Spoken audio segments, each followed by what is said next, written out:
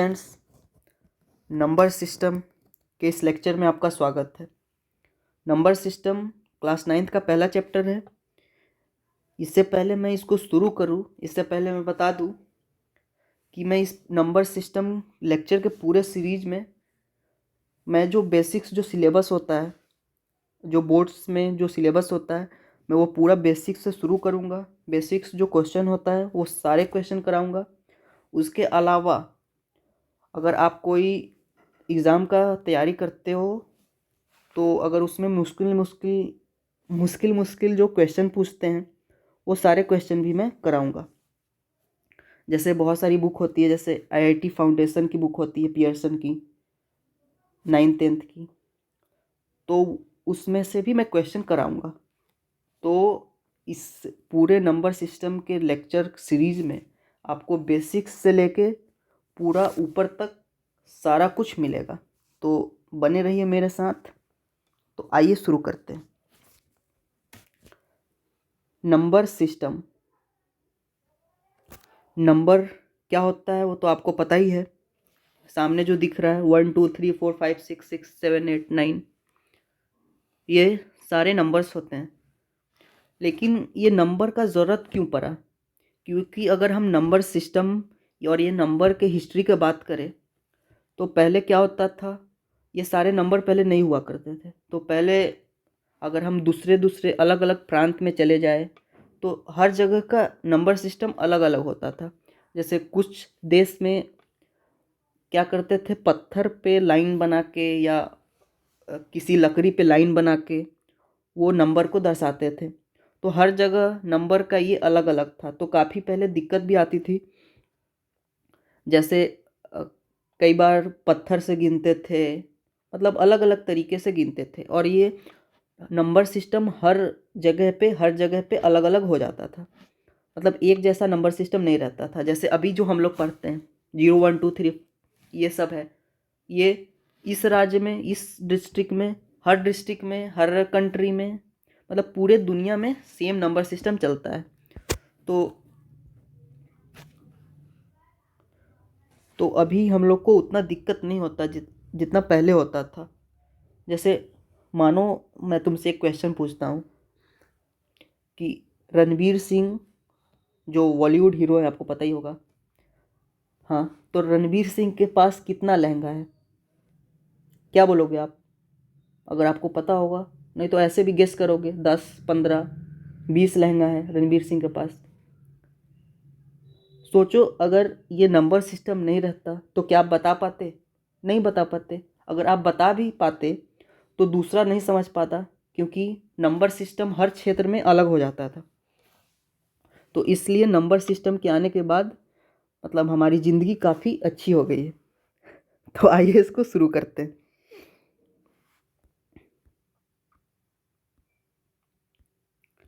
जैसे ये history of numbers, जैसे देख सकते हो, जैसा कि मैंने बताया, यहाँ पे ये रॉड, क्या बोलते हैं, लकड़ी पे लाइन बना बना के ये नंबर को दर्शाया गया है। और यहाँ पे ये मान लो इस लड़के का नाम साबुज है। ये कुछ देख के आया और ये कुछ गिनना चाहता है, बेचारा जिंदगी से दुखी है, कुछ गिनना चाहता है। तो देखो, पत्थर ले लेके ऊपर ऐसा करते गया, लेकिन कितना पत्थर लाएगा भाई, थक जाएगा ना। तो इसलिए नंबर सिस्टम का होना बहुत ज़रूरी था, जो अब जाके आसान हो गया है। अब आ जाते हैं हम अपने सिलेबस पे। तो नंबर का डिफरेंट टाइप्स है। तो पहला इसमें है नेचुरल नंबर। नेचुरल नंबर, मेरा जहाँ तक ख्याल है आपको पता ही होगा नेचुरल नंबर किसको बोलते हैं। ऑल काउंटिंग नंबर, जितने भी काउंटिंग नंबर है उसको हम लोग रेशनल नंबर बोलते हैं, सॉरी नेचुरल नंबर बोलते हैं। इसको हम लोग एन से रिप्रेजेंट करते हैं, 1 2 3 4 5 ऐसे करके इन्फिनिटी तक। ये सारे नेचुरल नंबर हो गए। इसी नेचुरल नंबर में अगर हम एक जीरो जोड़ देंगे तो ये होल नंबर हो जाएगा। होल नंबर को W से रिप्रेजेंट करते हैं, तो होल नंबर को कैसे लिखेंगे? 0 1 2 3 4, ये भी इन्फिनिटी तक चला जाएगा। इंटीजर्स को हम जेड से रिप्रेजेंट करते हैं, और इसको कैसे लिखेंगे? ऐसे ही 0 1 2 3 4 5 इन्फिनिटी तक चले गए। और ये जो सारे नंबर्स हैं इसका निगेटिव वाला भी हम लोग ले लेंगे, तो ये पूरा सेट जो होगा ये माइनस इन्फिनिटी तक चला गया, तो ये पूरा सेट हो गया, ये इंटीजर्स का सेट हो गया। अब हम जानते हैं रेशनल नंबर के बारे में। Any number that can be represented in the form p by q where q not equals to 0, उसको हम लोग रेशनल नंबर बोलते हैं। मतलब कोई भी नंबर लो, अगर तुम उसको p बाई क्यू के फॉर्म में लिख सकते हो तो वो रेशनल नंबर हो जाएगा। जैसे 1/2, 3/4, 5/6 p बाई क्यू के फॉर्म में लिख दिए तो ये रेशनल नंबर हो गया। क्या 3/0 रेशनल नंबर होगा? नहीं, क्योंकि इसके साथ एक और कंडीशन है, उसको भी सेटिस्फाई होना पड़ेगा तभी वो रेशनल नंबर होगा। q नॉट इक्वल्स टू 0, और जहाँ पे p और q इंटीजर्स होता है, और q नॉट इक्वल्स टू 0 होना चाहिए। p बाई क्यू के फॉर्म में लिख सकते हैं, और q नॉट इक्वल्स टू 0 होना चाहिए, तभी वो रेशनल नंबर होगा, जहाँ पे p और q क्या है? इंटीजर्स है। अब आते हैं इरेशनल नंबर में। अब इरेशनल नंबर क्या होगा? रेशनल का उल्टा होगा, और क्या होगा?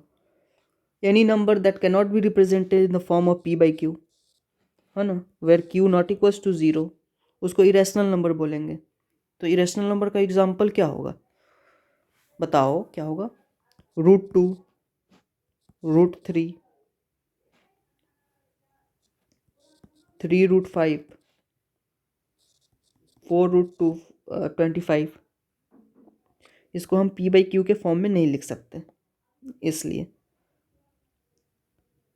ये इरेशनल नंबर हो जाएगा। अच्छा, मैं एक क्वेश्चन पूछता हूँ, क्या पाई रेशनल होगा या इरेशनल होगा? पाई की वैल्यू क्या होती है?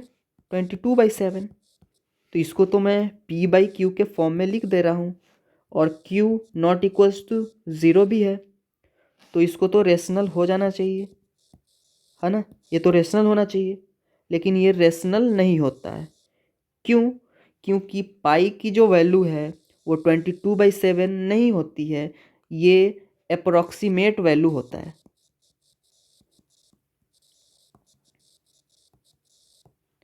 ये 22/7 पाई का एग्जैक्ट वैल्यू नहीं होता है, ये अप्रॉक्सीमेट वैल्यू होता है, इसलिए ये इरेशनल नंबर होता है। ऐसे देखने में तो रेशनल लग रहा है, लेकिन ये इरेशनल होता है। और आगे जाके जब मैं आपको डेसिमल एक्सपेंशन पढ़ाऊँगा तो उसमें ये क्लियर हो जाएगा कि ये जैसे रेशनल नहीं दिख रहा है, इरेशनल है, तो इरेशनल कैसे है वो आपको डेसिमल एक्सपेंशन से पता चल जाएगा। अब नेक्स्ट क्या है? नेक्स्ट जो आपने देखा, पहले तो नेचुरल नंबर, उससे बड़ा set whole number, whole number से बड़ा सेट इंटीजर्स, उससे बड़ा rational number, irrational number. Real number क्या है? तो रियल नंबर ये, सॉरी,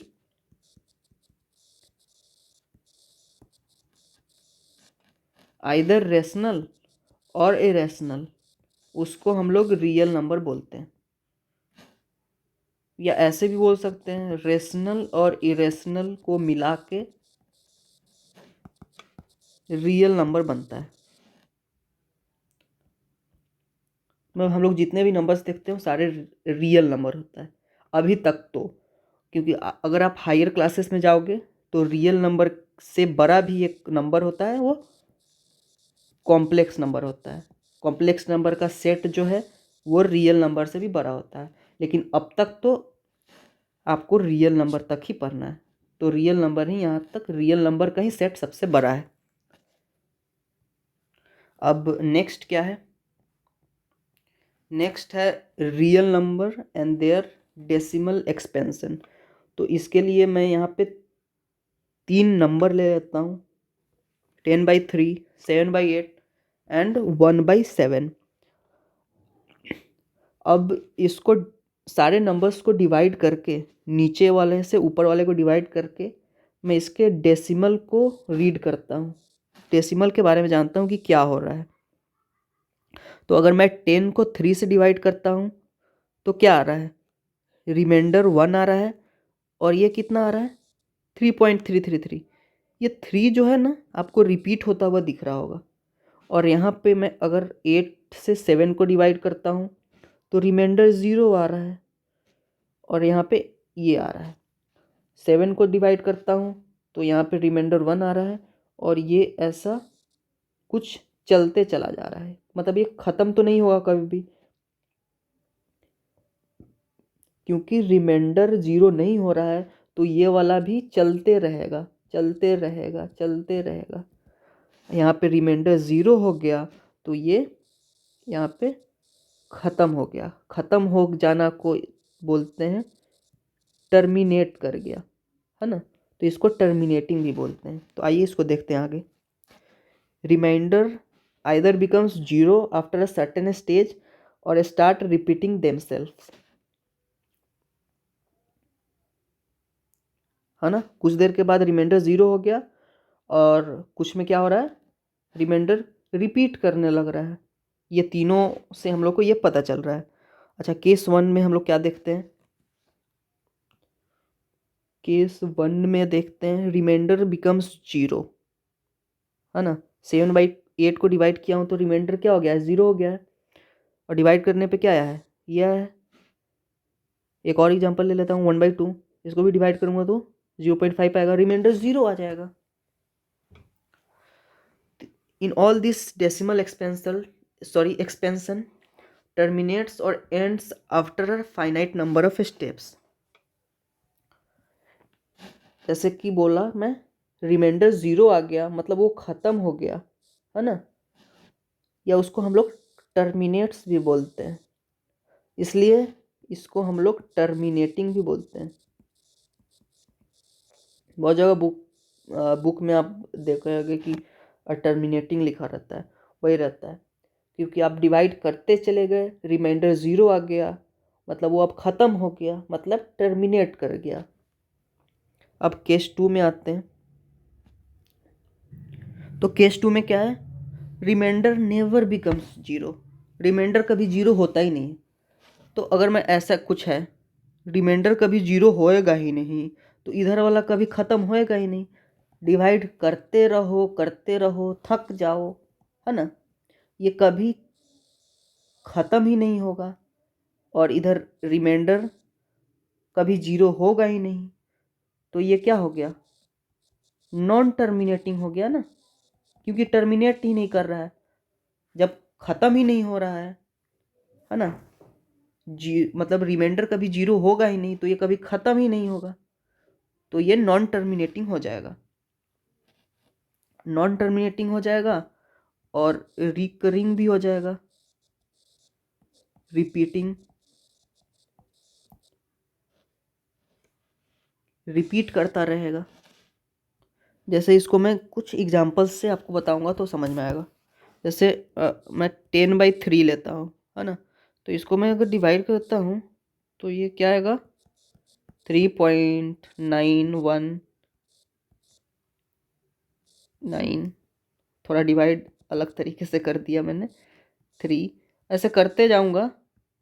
ये इधर रिमाइंडर कभी भी 0 नहीं आएगा, जो रिमाइंडर है इसका ये कभी भी 0 नहीं आएगा, और ये ख़त्म ही नहीं होगा कभी भी। तो ये तो नॉन टर्मिनेटिंग हो गया, कभी ख़त्म ही नहीं हो रहा है। और जैसा कि हम लोग देख रहे हैं यहाँ पे 3 रिपीट होते रह रहा है, इसको हम लोग ऐसे भी लिख देते हैं 3.3, और इसके सर पे ऐसा डंडा, ये रिपीट होता रह रहा है, तो ये रिकरिंग भी हो गया। इसको क्या बोलते हैं पता नहीं, रिकरिंग रिकरिंग क्या, बोले तो रिपीटिंग, है ना, रिपीट करता रह रहा है। नेक्स्ट एग्जांपल लेता हूँ मैं, 1/7।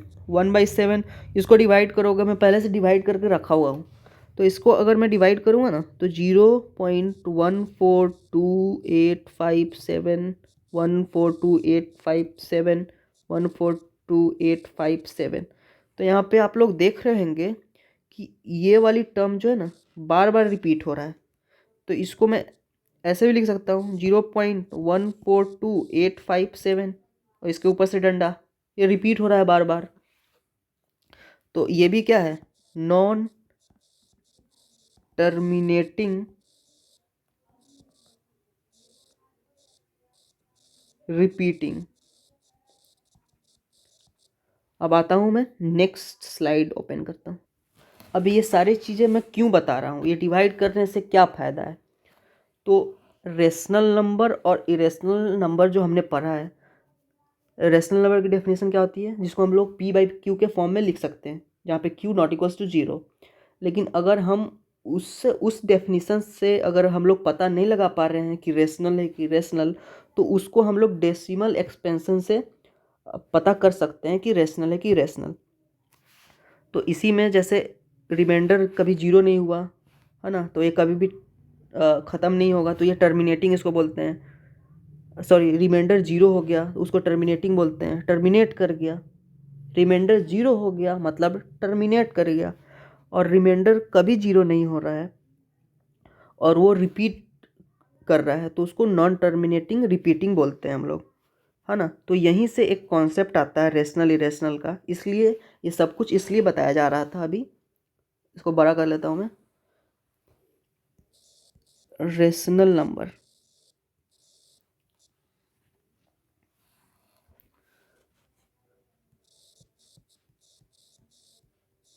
Expansion of rational number is either terminating और नॉन टर्मिनेटिंग रिपीटिंग, है ना। तो यहाँ से अगर कोई भी, अगर तुम नहीं पता कर पा रहे हो P/Q के फॉर्म से, तो उसका डेसिमल एक्सपेंशन कर दो। अगर डेसिमल एक्सपेंशन करोगे तो अगर आपको रिमाइंडर 0 होता हुआ दिखेगा, या अगर ऐसे बोले तो अगर टर्मिनेटिंग है तो वो रेशनल नंबर है, और अगर वो नॉन टर्मिनेटिंग रिपीटिंग भी है तो वो भी रेशनल नंबर है ना।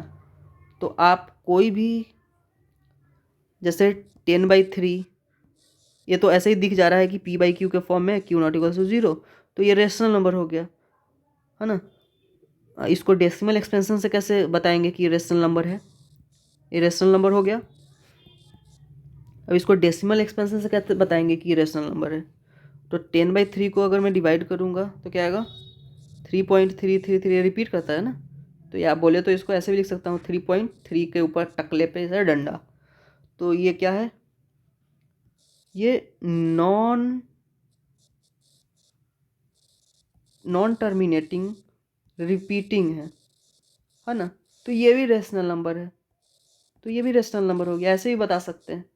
तो यहाँ से रेशनल नंबर की एक और डेफिनेशन होती है, यहाँ से मतलब रेशनल नंबर की यहाँ से एक और डेफिनेशन आती है कि रेशनल नंबर मतलब अगर उसका एक्सपेंशन अगर टर्मिनेटिंग आ रहा है या नॉन टर्मिनेटिंग रिपीटिंग आ रहा है तो वो रेशनल नंबर हो जाएगा। अब मैं इरेशनल नंबर का डेफिनेशन बताता हूँ नेक्स्ट स्लाइड में।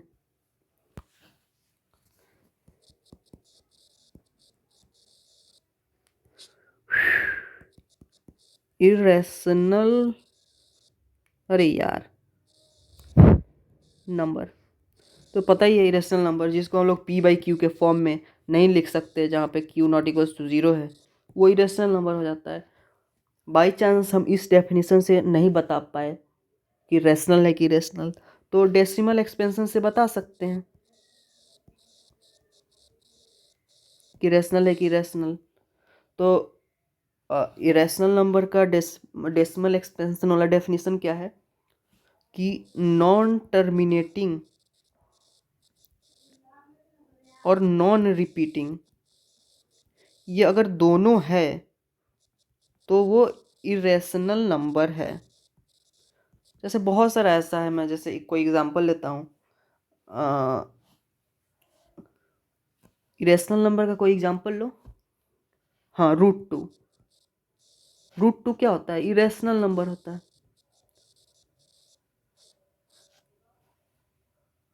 तो कैसे होता है? इसको तो हम लोग डेसिमल एक्सपेंशन से ही बता सकते हैं कि इरेशनल कैसे है। अगर p/q के फॉर्म ऐसा कुछ बोले तो उससे ही बता सकते हैं। √2/1 लिख सकता हूँ, जहाँ पे p और q इंटीजर होना चाहिए। √2 इंटीजर नहीं होता है ना, तो ये रेशनल नहीं होगा। p/q के फॉर्म में हम लोग नहीं लिख पा रहे हैं, तो इसको अगर मैं डेसिमल एक्सपेंशन से बताऊँ तो कैसे होगा? वेट, हाँ, तो √2 का डेसिमल एक्सपेंशन, जैसे कि √2 को हम लोग ये करें तो इसका ये आता है 1.1414213 और ये ऐसे आगे तक भी जाता है। तो इसको देखने से क्या लग रहा है? ये तो एक नॉन टर्मिनेटिंग है, मतलब ये कभी नहीं ख़त्म होगा, रिमाइंडर कभी ज़ीरो नहीं होगा, तो ये कभी ख़त्म ही नहीं होगा। ये बहुत बड़ा नंबर आएगा, ये वाला कभी ख़त्म ही नहीं होगा, क्योंकि रिमाइंडर कभी भी ज़ीरो आएगा ही नहीं। तो ये नॉन टर्मिनेटिंग हो गया। और ऊपर से ये क्या रिपीटिंग दिख रहा है तुमको कहीं से भी?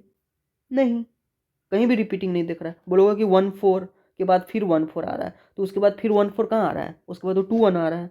तो ये नॉन रिपीटिंग भी है ना। तो नॉन टर्मिनेटिंग भी है, नॉन रिपीटिंग भी है, तो ये क्या हो गया? इरेशनल नंबर हो गया, है ना। मुझे लगता है कि इसमें आपको मतलब ऐसे दिक्कत हो रहा होगा, टर्मिनेटिंग नॉन टर्मिनेटिंग ऐसे में। तो इसमें सबको दिक्कत होता है, एक बार आप लोग फिर से देख लेना। तो जैसे मैं फिर से इसको लिख देता हूँ रेशनल में, रेशनल नंबर इसका क्या है? एक तो टर्मिनेटिंग हो और नॉन टर्मिनेटिंग रिपीटिंग। अगर ये दोनों है एक्सपेंशन करने के बाद तो वो रेशनल नंबर है। और इरेशनल नंबर में क्या है कि नॉन टर्मिनेटिंग के साथ साथ नॉन रिपीटिंग भी है ना। मतलब रेशनल नंबर में इस टाइप का आपको दिखेगा, जैसे 3.3333। तो ये तो नॉन टर्मिनेटिंग हो गया लेकिन रिपीटिंग हो गया, है ना, तो रेशनल में आ जाएगा। टर्मिनेटिंग मतलब कुछ डिवाइड करने के बाद 0.185 आ गया, है ना, तो ये ख़त्म हो गया। क्यों ख़त्म हो गया? क्योंकि रिमाइंडर ज़ीरो हो गया होगा तभी ये ख़त्म हो गया। तो ये क्या हो गया? टर्मिनेट कर गया, तो ये भी रेशनल हो गया। लेकिन अगर इस टाइप का आता है डिवाइड करने के बाद कुछ को, मतलब कुछ ऐसा कुछ हुआ उसको डिवाइड करने के बाद, उसका ये ऐसा डिवाइड करने के बाद आता है, जैसे क्या एग्जांपल लिया था √2 का, क्या आता है 1.14142175। ये क्या टर्मिनेटिंग है? नहीं, नॉन टर्मिनेटिंग है, क्योंकि ये कभी ख़त्म ही नहीं होगा। Non terminating. क्या रिपीटिंग है? नहीं, 1 4 के बाद 1 4 रिपीट कर रहा है, उसके बाद 1 4 कहाँ है? मतलब ऐसे बोले तो रिपीटिंग नहीं है, नॉन रिपीटिंग। तो ये क्या हो गया? इरेशनल नंबर हो गया। मतलब इरेशनल नंबर को हम लोग ऐसे डेसिमल एक्सपेंशन से भी पता कर सकते हैं। और p/q वाला तो आपको पता ही है। और पाई इरेशनल नंबर क्यों होता है वो पता होगा। पाई 22/7 पाई को लिख सकते हैं हम लोग, लेकिन ये अप्रॉक्सीमेट वैल्यू होता है, एग्जैक्ट वैल्यू नहीं होता है ना। देखने में लगता है कि पाई किसी से भी पूछोगे तो वो पाई का वैल्यू 22/7 बताएगा और बोलेगा कि वो रेशनल है। क्यों? क्योंकि इसको p/q के फॉर्म में लिख सकते हैं। pq इंटीजर भी है और q नॉट इक्वल्स टू 0 भी है, तो इसको रेशनल होना चाहिए। सारे बच्चे बोलेंगे रेशनल होना चाहिए, लेकिन ये रेशनल नहीं होता है। क्यों? क्योंकि 22/7 अप्रॉक्सीमेट वैल्यू होता है, एग्जैक्ट वैल्यू नहीं होता है। पाई की वैल्यू तो क्या होती है पता ही है आपको, 3.1 ऐसे कुछ कुछ करते करते ये कभी भी ख़त्म नहीं होता है और न रिपीटिंग होता है, इसलिए ये इरेशनल होता है। पाई इरेशनल क्यों होता है अब पता चला? पाई इरेशनल क्यों होता है? क्योंकि नॉन टर्मिनेटिंग होता है और नॉन रिपीटिंग भी होता है ना। जैसे अगर आप पाई की वैल्यू देखोगे तो पाई की वैल्यू कभी ख़त्म ही नहीं होती। मतलब कितने लोगों ने, कितने साइंटिस्ट ने तो पाई की वैल्यू 3 ट्रिलियन तक भी निकाल लिया है, तो ये कभी ख़त्म ही नहीं होता। तो ये नॉन टर्मिनेटिंग है, आपको पता ही है, और नॉन रिपीटिंग भी होना चाहिए। तो नॉन रिपीटिंग भी है। अगर आप सर्च करके देखोगे पाई की वैल्यू तो नॉन टर्मिनेटिंग और नॉन रिपीटिंग दोनों हैं, इसलिए पाई इरेशनल नंबर होता है। डेसिमल एक्सपेंशन से हम बता सकते हैं। तो नेक्स्ट क्या है? नेक्स्ट हमें क्या पढ़ना है? नेक्स्ट हम कुछ क्वेश्चन करते हैं। जैसे question find 5 rational number between 1 and 2। ऐसा बहुत सारा क्वेश्चन आपको एनसीईआरटी में मिल जाएगा। तो इसको कैसे, इसका एक तरीका होता है सिंपल सा। 5 रेशनल नंबर निकालना है ना मुझे 1 और 2 के बीच में, तो ऐसे करते हैं, 5 + 1 कर लेते हैं, 6 हो गया। तो 1 को हम ऐसे लिखेंगे कि डिनोमिनेटर में 6 होना ही चाहिए, और 2 को भी ऐसे लिखेंगे कि डिनोमिनेटर में 6 होना ही चाहिए। तो कैसे लिख सकते हैं? तो ऊपर भी 6 रहेगा तब ना 6/6 1 होगा, और ऊपर क्या रहेगा? ऊपर 12 रहेगा तब ना 12/6 2 होगा, है ना। तो इसको हम लोग ऐसे लिख लेते हैं, और उसके बाद ऐसे लिखने के बाद इसी को 7/6 अगले वाला नंबर, और 6 को फिक्स्ड रखते हैं, 8/6 9/6 10/6 11/6 3 2 5 5 रेशनल नंबर आ गया। एक बार और बता दे रहा हूँ कैसे करते हैं। और find 5 rational number between 1 and 2, मतलब जितना रेशनल नंबर फाइंड करना है उसमें 1 ऐड कर देते हैं, 6 हो गया, और 6 को डिनोमिनेटर में लिख देते हैं, है ना। डिनोमिनेटर में 6 लिख दिया, यहाँ भी और यहाँ भी, और इसको ऐसे लिखते हैं कि मतलब ये 1 आ जाए, ये मतलब जिसके जिसके बीच में निकालना है वो आ जाए। तो 6/6 1 आ जाएगा, और नीचे यहाँ भी नीचे 6 फिक्स रहेगा, तो ऊपर क्या ले कि 2 आ जाए, तो 12 लूँगा तो 2 आ जाएगा, है ना। अब 6 को तो फिक्स रखते हैं और इसको ये करते जाते हैं, मतलब 6 के बाद 7 आएगा, 7/6 8/6 9/6 10/6 और 11/6। ये क्या हो गया? 5 रेशनल नंबर हो गया।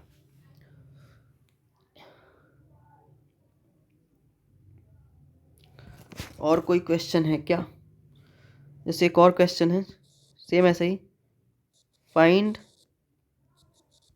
5 रेशनल नंबर बिटवीन 3/5 and 4/5। तो इसमें भी बोल रहा है 5 रेशनल नंबर, तो इसको भी 5 + 1 6, 6 को हमको डिनोमिनेटर में फिक्स करना है ना। तो कैसे करेंगे? 3/5, यहाँ पे अगर मैं 6 लिखता हूँ तो ऊपर भी 6 लिखना पड़ेगा, तभी 3/5 आएगा। है ना। 3/5 और 4/5 के बीच में मुझे निकालना है। और नेक्स्ट क्या है, 4/5 है, तो नीचे 6 तो फिक्स रखना है, तो ऊपर क्या 6 से मल्टीप्लाई ही करोगे तभी क्या होगा, ये 4/5 रह पाएगा और ये 3/5 रह पाएगा। तो इसको मल्टीप्लाई करोगे तो क्या होगा, 18 30 और ये 24 30। फिर ऐसे ही कर दो, 30 को तो फिक्स रखना ही है, इसको ये करते जाना है, नेक्स्ट वाला नंबर लिखते जाना है। 19, 18 के बाद 19 आता है, 20 आता है, 21 आता है, 22 आता है, 23 आता है और नीचे 30 तो फिक्स रहेगा ही। तो ये 5 रेशनल नंबर हो गया बिटवीन 3/5 एंड 4/5 के बीच में। क्या हो गया ये 5 रेशनल नंबर बिटवीन 3/5 एंड 4/5। ये 18/30 3/5 ही है और 20 ये जो है, रुको, 18/13 है ये 3/5 ही तो है, और 24/30 है ये 4/5 ही तो है। तो इस दोनों के बीच ये 5 रेशनल नंबर आ गया। तुमको यकीन नहीं हो रहा क्या कि 18/30 3/5 ही है, तो 18/30 को ये कर लो ना,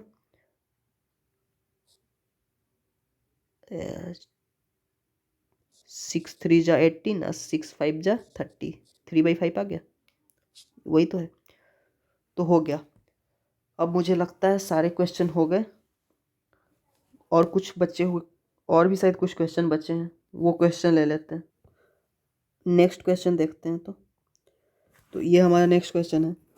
सो दैट 0.333, या इसको ऐसे, can be expressed in the form of p/q where p and q are integers and q not equals to 0। तो हमने देखा है कि रेशनल का क्या होता है डेफिनेशन, कि हम उसको p/q के फॉर्म में लिख सकते हैं। यहाँ पे p और q क्या है, यहाँ पे p और q इंटीजर्स है और q नॉट इक्वल्स टू 0, है ना। तो 0.3333 को p/q के फॉर्म में लिख के दिखाना है मुझे। तो इसको कैसे सॉल्व करते हैं, 0.333 या 0, या बोले तो 0.3, क्या इसको मैं x लिख सकता हूँ,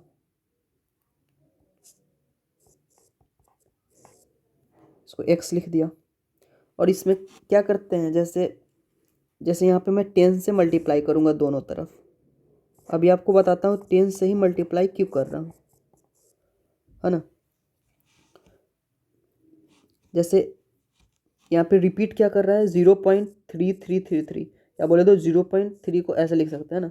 यहाँ पे 3 रिपीट कर रहा है बार बार, मतलब सिर्फ एक डिजिट ही रिपीट कर रहा है, इसलिए हम लोग 10 से मल्टीप्लाई करते हैं। अगर यहाँ पे 2 डिजिट रिपीट करते रहता तो हम लोग 100 से मल्टीप्लाई करते। वैसे ही जितना डिजिट रिपीट करेगा हम लोग उसी से मल्टीप्लाई करते हैं दोनों तरफ। अब पता हो गया क्या करेंगे।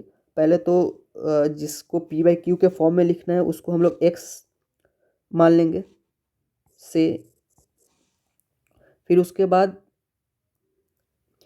मतलब जितना डिजिट रिपीट कर रहा है उतना 1 के बाद 0 लगा के उसको मल्टीप्लाई कर देंगे। जैसे एक डिजिट रिपीट कर रहा है तो हम लोग 10 से मल्टीप्लाई करेंगे, 2 तो 100 वैसे, तो दोनों तरफ मल्टीप्लाई कर दिए। इसको ये करेंगे तो ये क्या हो जाएगा मल्टीप्लाई करने के बाद 3.333 ऐसे, और ये 10x।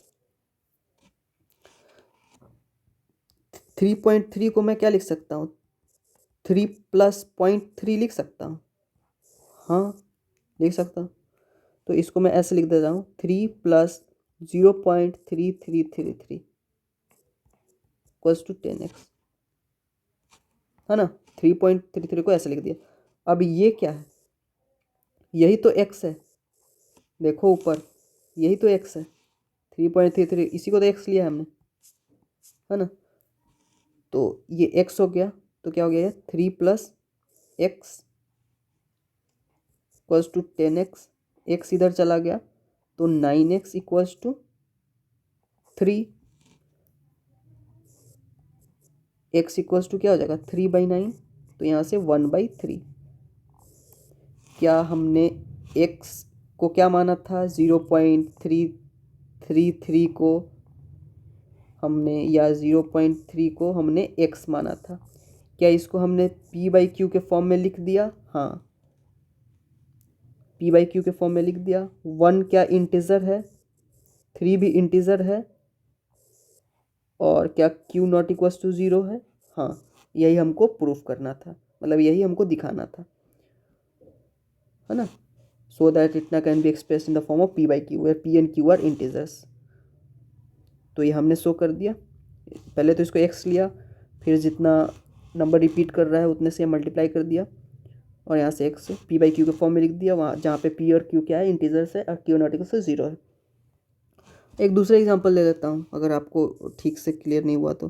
जैसे 1.272727 ऐसा ऐसा है, इसको p/q के फॉर्म में लिख के दिखाओ, जहाँ पे p और q क्या है, इंटीजर है, और q नॉट इक्वल्स टू 0 है ना।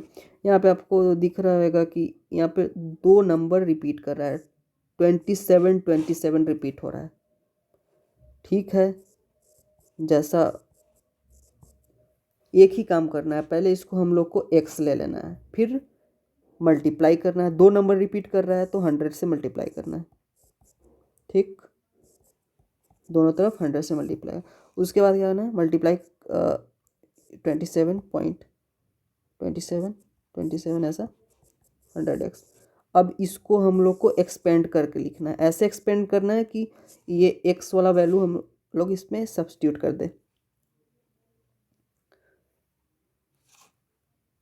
तो 127.2727 इसको कैसे लिखे कि हम x का यूज कर पाए, तो मुझे 1.272727 लाना होगा।